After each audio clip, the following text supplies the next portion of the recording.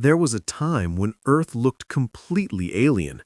Long before flowers, grass, or even modern trees existed, the land was covered in strange and unfamiliar vegetation. Around 400 million years ago, during the Devonian period, the first plants had only just begun to move onto land. These early species were small and simple, reproducing through spores instead of seeds and surviving only in moist environments.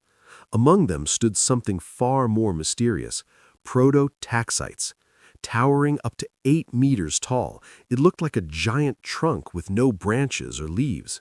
Scientists still debate its true nature, but most evidence suggests it was a massive fungus, unlike anything seen today. As millions of years passed, plants evolved rapidly. By the Carboniferous period, around 300 million years ago, Earth became covered in its first dense forests. But these forests were nothing like modern ones. Giant plants like Lepidodendron grew as tall as buildings, with scaly trunks and shallow roots. Thick bamboo-like calamites filled swampy areas, while massive tree ferns spread their wide fronds overhead. The atmosphere was also very different. Oxygen levels were much higher than today, which allowed insects to grow to enormous sizes.